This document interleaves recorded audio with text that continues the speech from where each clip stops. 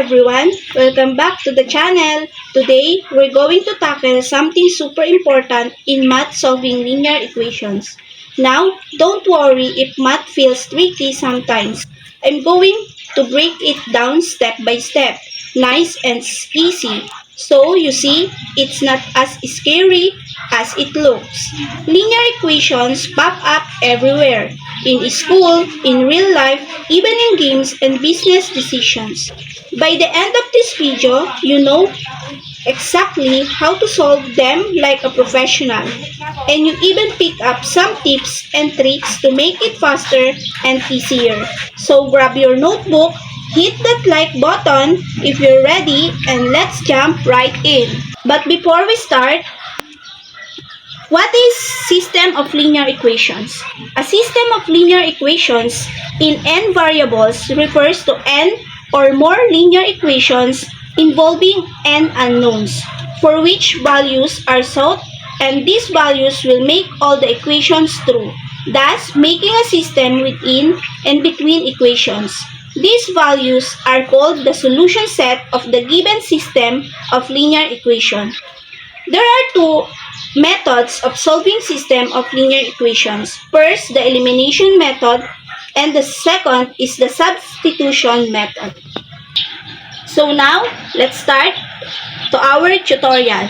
So, we have a problem number 1, which is a cinema sells adult tickets for 250 pesos and student tickets for 180 pesos.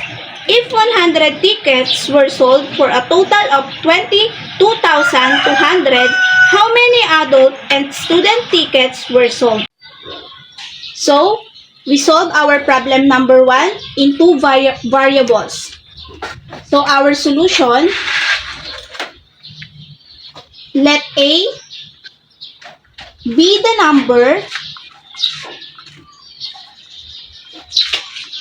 of adult tickets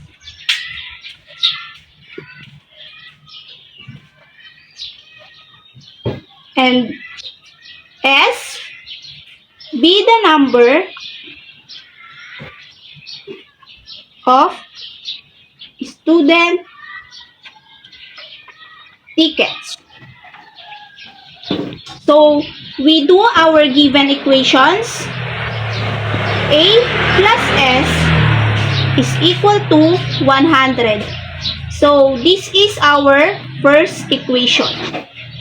And our second equation is 250A plus 180S is equal to 22,200.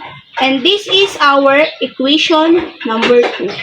So, our equation number 3 is A is equal to 100 minus S. So, paano nangyari yon? So, for our equation number 1, which is A plus 1, S is equal to 100. So, itatranspose lang natin si S into the right side. So, kaya ito nakuha, which is our equation number 3. So, now, we're going to apply substitution method. But before we that, ano nga ba ang substitution method? So, substitution method is used to express one equation in terms of one variable. So, yan. Apply na natin yung ating substitution method. So, 250A plus 180S is equal to 22,200. So, di ba may value na tayo ng A, which is 100 minus S. So, i-apply na natin siya. 250, the value of A, is equal to 100 minus S plus, bring down 180S is equal to 22,200. So, now, 250 multiplied by 100 is equal to 25,000.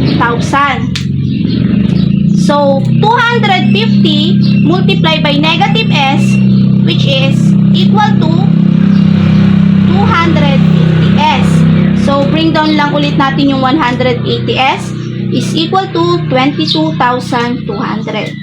So, combine like terms, which is yung parehas na may kasamang variable. So, bring down yung 25,000. So, negative 250s plus 180s is equal to negative 70s is equal to 22,200. So, yan. So, dapat, ang makukuha lang natin na value is yung may kasamang variable, which is the s. So, transpose the 25,000 to the right side. So, may iwan lang si negative 70s is equal to 22,200 minus 25,000. So, yan. So, para mawala yung numerical coefficient ng s, divide both sides by negative 70. Negative 70. So, yan. So, cancel. So, s is equal to 22,200 minus 25,000 is equal to negative 4,000. So, divide by negative 70, that is equal to 40 student tickets. So, yan. May value na tayo ng S, which is student tickets. Ngayon, hanapin naman natin yung adult tickets. So, to find the adult tickets,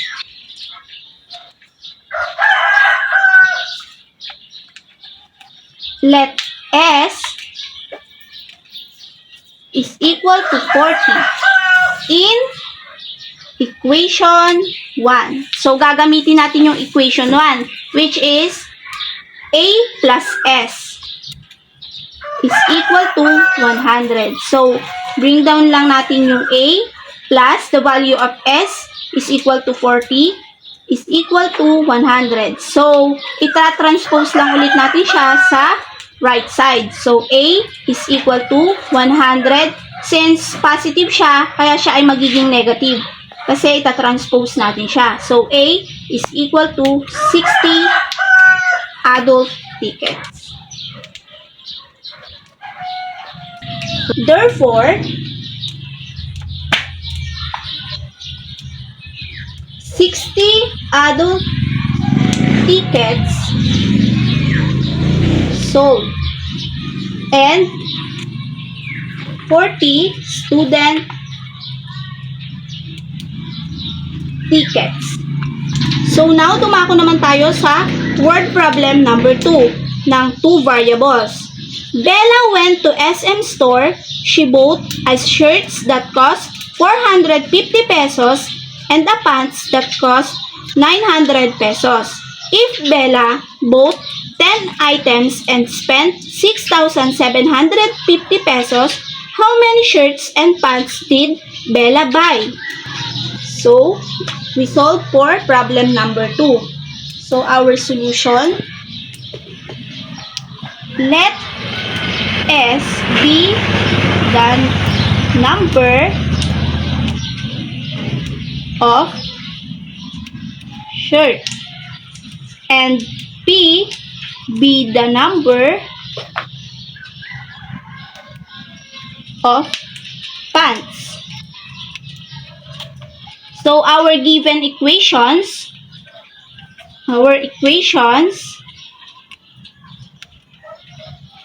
so S plus P is equal to 10. So, this is our first equation. So, our second equation is 450S plus 900S is equal to 6,750. So, our second equation. And our third equation is S is equal to 10 minus P. This is our third equation. So, we apply again the substitution method. So, our equation number 2, 450S plus 900P is equal to 6,750. So, i-substitute lang natin yung value ng S, which is 10 minus P. So, 450 multiplied by 10 minus P plus, bring down lang natin yung 900P is equal to 6,750. So, 450 multiplied by 10, that is equal to 4,500. So, negative P multiplied by 450, that is negative 450P. So, bring down lang ulit natin yung 900P is equal to 6,750. So, combine like terms. So, bring down lang natin yung 4,500. So, negative 450P plus 900P, that is equal to positive 450P is equal to 6,750. So, since combine like terms, kaya itong 4,500, ililipat natin siya sa right side. So, dapat yung 450P lang ang may iwan dito. 450P is equal to 6,750. Since positive siya, kaya pag nilipat natin siya, ay magiging negative 4,500. So, 450P is equal to 6,750 minus 4,500, that is equal to 2,250. 2,250. Since may kasama pang numeric si P, kaya i-divide natin siya both side by 450.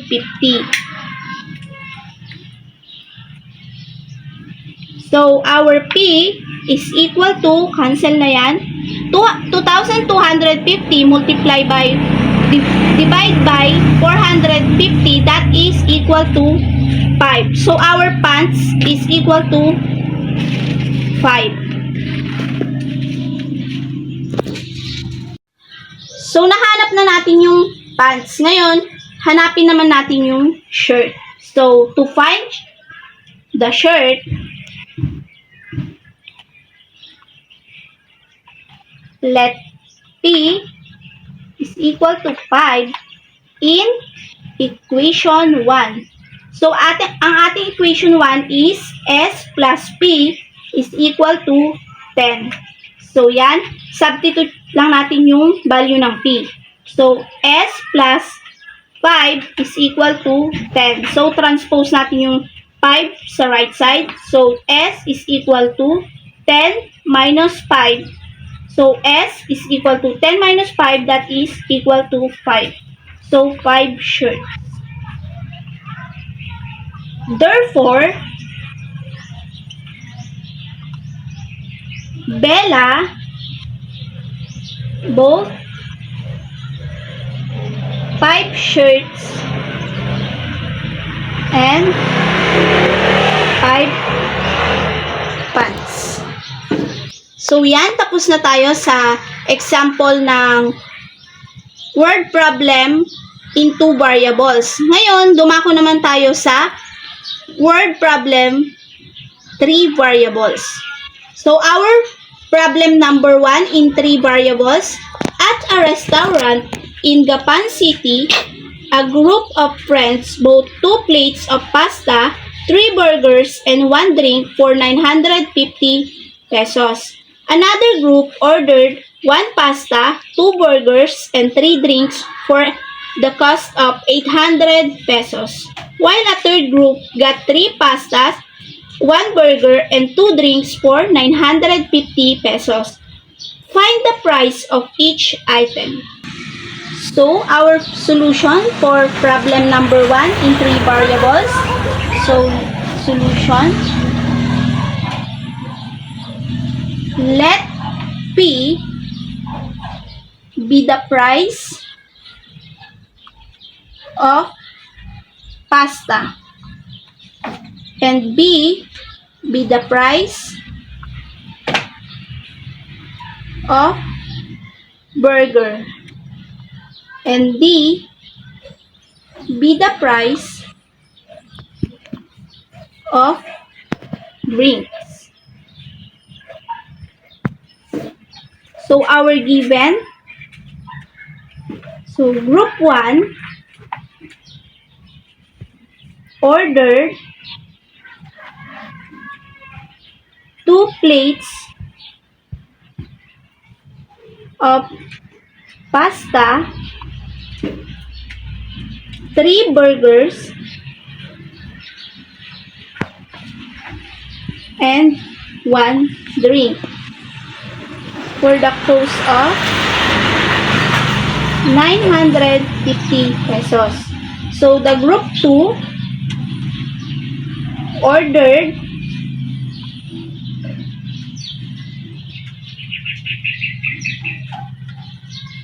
1 pasta,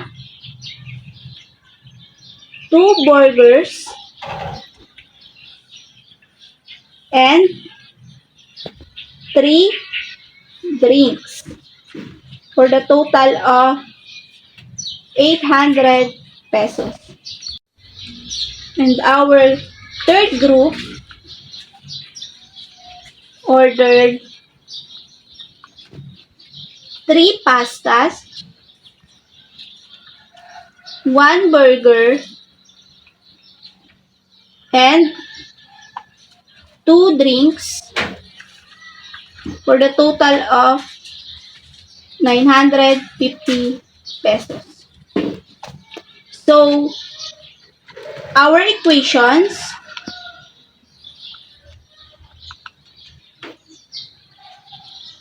for the group 1, so 2P plus 3B plus 1D or D is equal to 950 pesos. So, this is our equation 1. So, our equation 2 for the group 2 is P plus 2B plus 3D is equal to 800 pesos. This is our equation 2. And for the last group is 3P plus B plus 2D is equal to 950 pesos. And this is our equation 3. So now we have equations. Now we apply elimination method. So what is elimination method? Elimination method is used to eliminate one variable by subtracting the same variable of the other equation. Upon eliminating, we can use multiplication property to make the numerical coefficient of the same variable equal. So now we apply elimination method. So first, to eliminate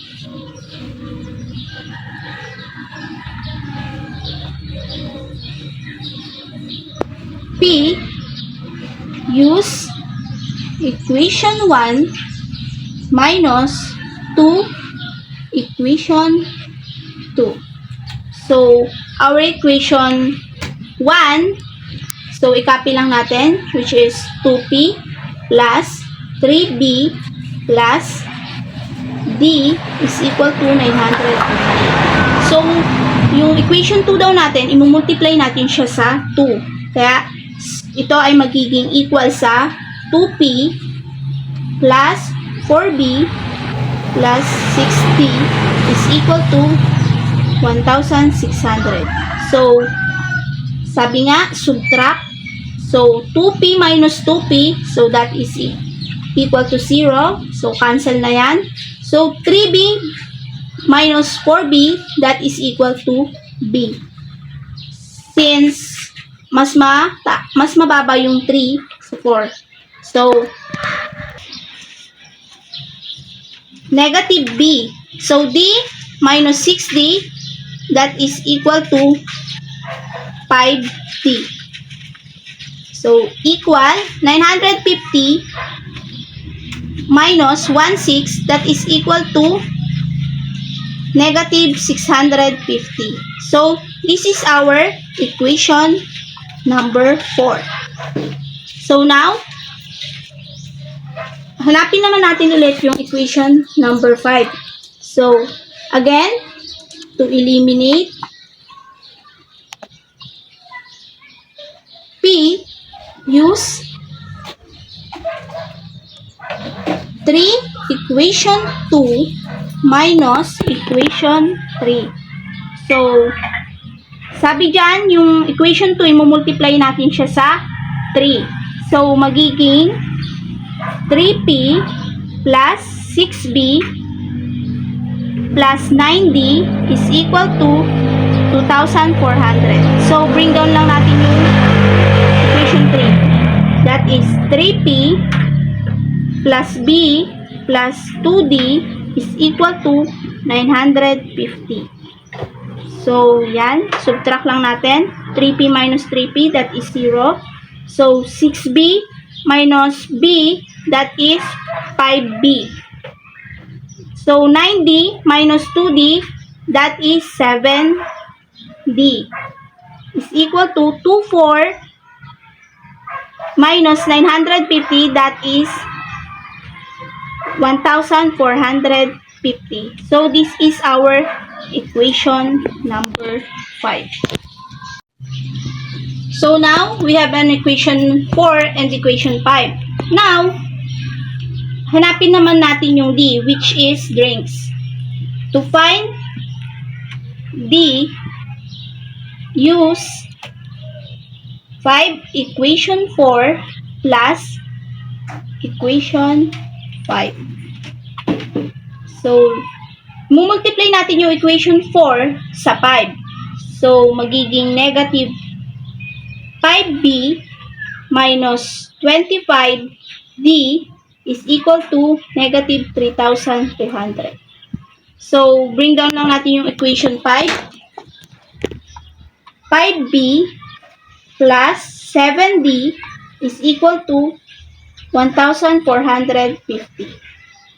So, our operation is addition. So, negative 5b plus 5b, that is equal to 0. So, cancel. So, negative 25d plus 7d, that is equal to negative 18d, is equal to negative 3,200 minus 1,450, that is equal to negative 1,800. So, may numeric coefficient siya. So, divide natin siya both side by negative 18. So, our D is equal to 1,800 divided by negative 18, that is equal to 100.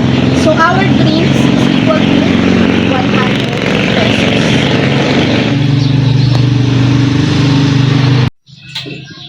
So, now we applying substitution method.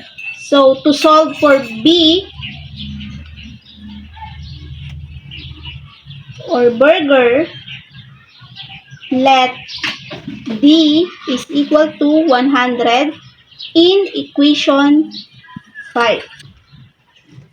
So, yan. Ang ating equation 5 is 5B plus 7D is equal to 1,450. So, substitute lang natin yung value ng D, which is 100. So, 5B plus 7, so our D is 100, is equal to 1,450. So, 5B plus 7 multiplied by 100, that is 700, is equal to 1,450. So, ito-transpose ulit natin si 700 sa right side. So, 5b is equal to 1,450. So, since positive siya, kaya magiging negative siya. So, 700. So, 5b is equal to 1,450 minus 700. That is 750. So, divide both sides by 5. So, our b is equal to 750 divided by 5, that is equal to 150. So, our burger is equal to 150 pesos. So, yan. May value na tayo ng D at saka ng B. So, ano na lang yung nawawala? Yung P, which is the pasta. So, to solve for P, let our value ng D is equal to 100 and B is equal to 150 in equation 2.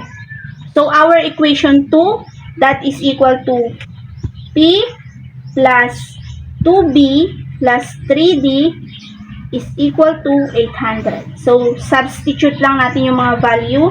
So, P plus 2. So, our B is equal to 150 plus 3 multiplied by our D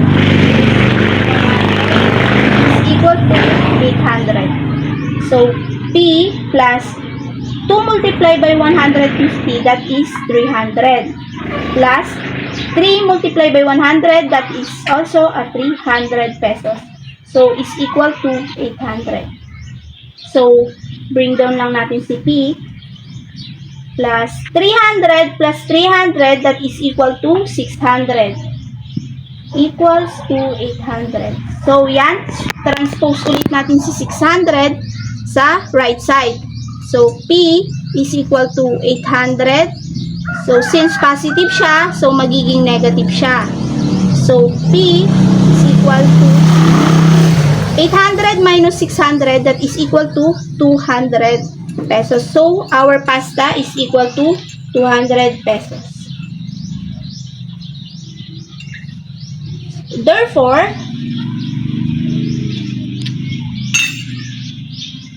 the price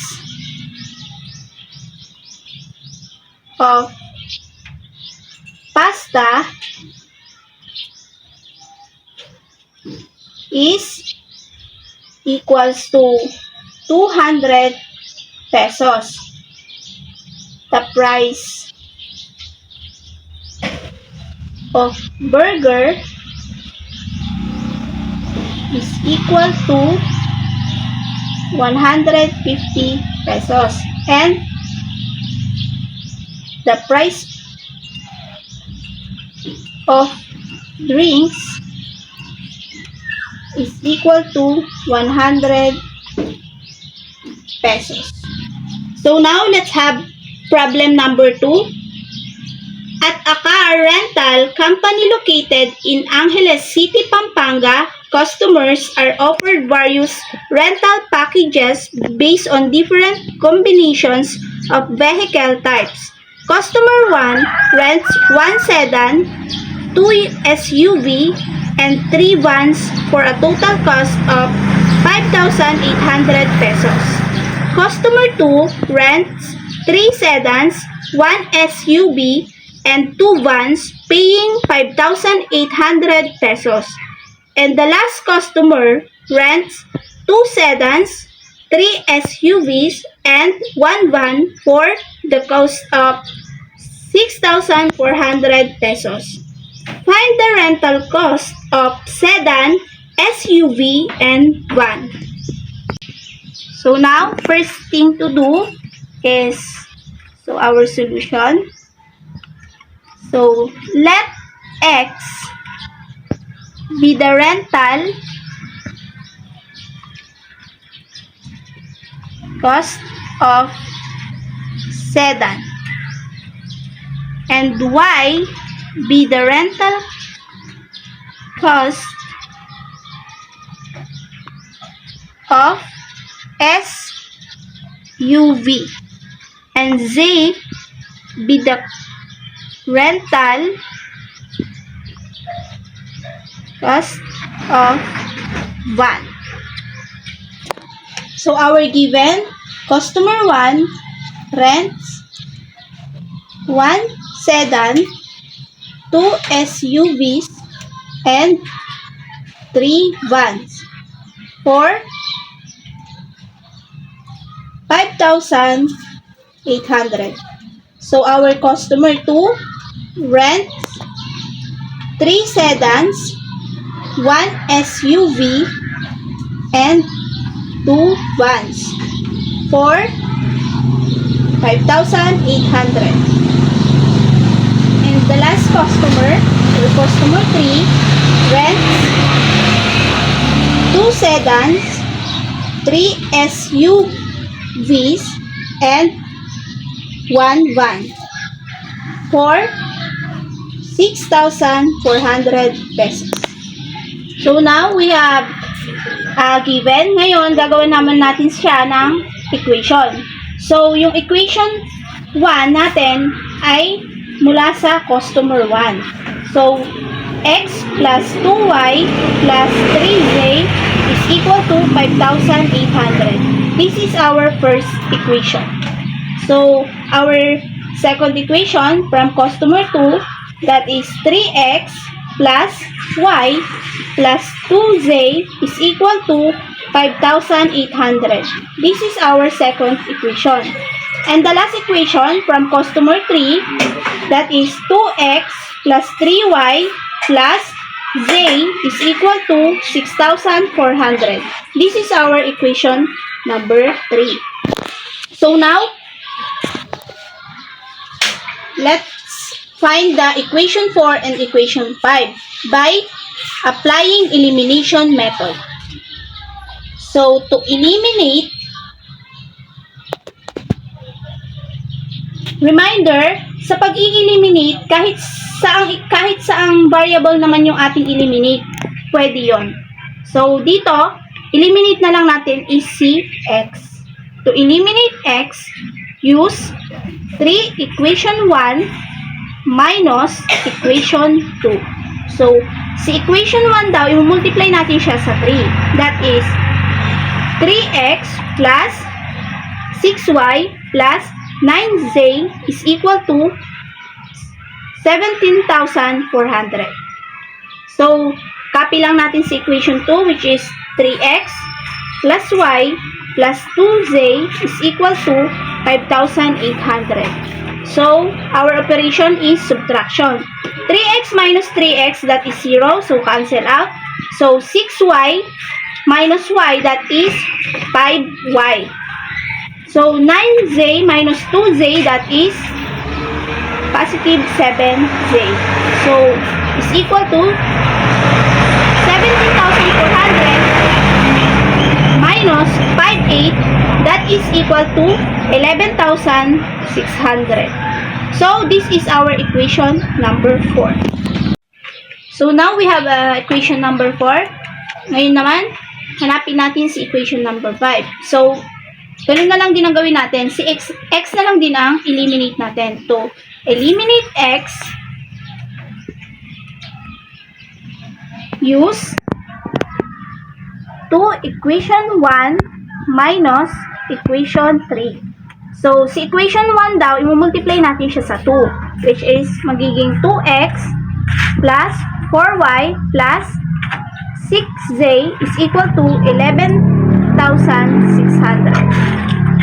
So, kakopy lang natin si equation 3. So, magiging 2x minus 3y minus z is equal to 6,400. So, our operation is subtraction. 2x minus 2x, that is 0.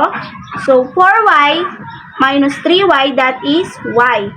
So, 6z minus z, that is equal to positive 5z, is equal to 11,600 minus 64, that is 5,200. So, this is our equation 5. So, now may equation 4 and 5 na tayo. Ngayon naman ay hanapin na natin si y, which is the rental cost of SUV. So, to find y,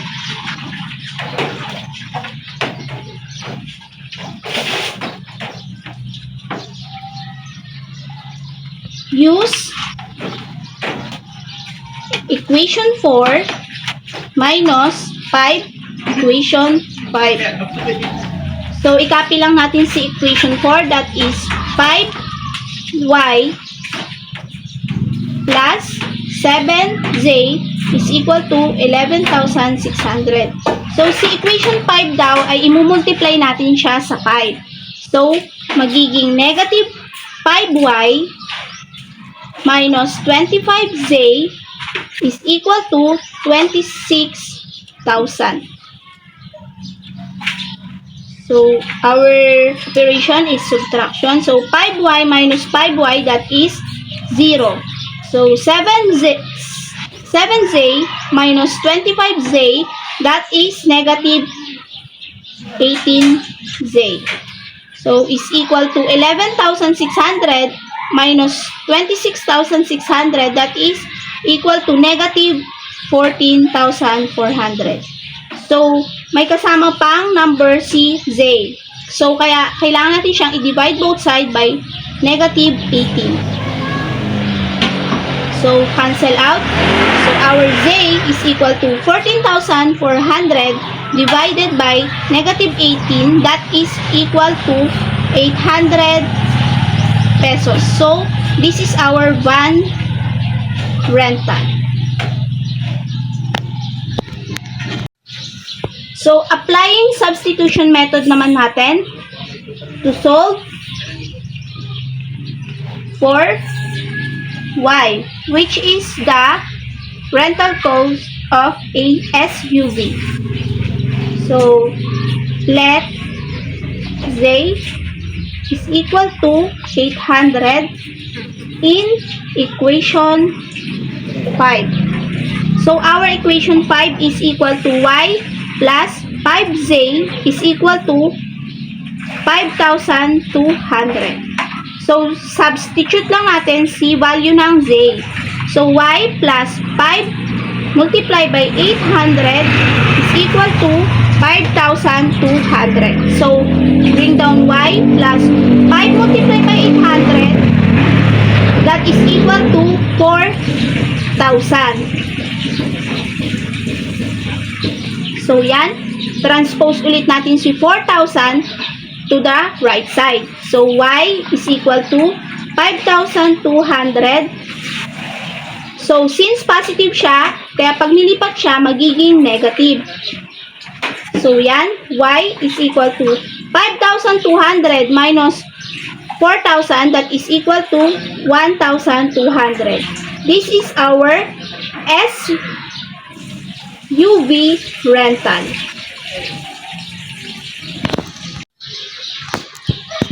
Now, may value na tayo ng Z and Y. So, ang nawawala na lang is si X, which is the rental of sedan. So, to find X, let Z is equal to 800 and Y is equal to 1,200 in equation 1. So, our equation 1 is equal to X plus 2Y plus 3Z is equal to 5,800. So, substitution lang. So, X plus 2, the value of Y, which is 1,200, plus 3, the value of Z, is equal to 800. So, yan. Bring down X plus 2,000, 2 multiplied by 1,200, that is equal to 2,400, plus 3 multiplied by 800, that is 2,400. So yan, X plus 2,400 plus 2,400, that is equal to 4,800. Same procedure, ito transpose lang si 4,800 into the right side. So, X is equal to 5,800. Since positive siya, kaya pag nilipat siya, magiging negative. So, our X is equal to 5,800 minus 4,800. That is equal to 1,000. So, our X is equal to 1,000, which is the sedan rental. Therefore, rental cost of sedan is 1,000 pesos. Rental cost of SUV is 1,200 pesos. And rental cost of van is 800 pesos. I hope na may natutunan kayo sa videong ito. Please like and subscribe. Thank you!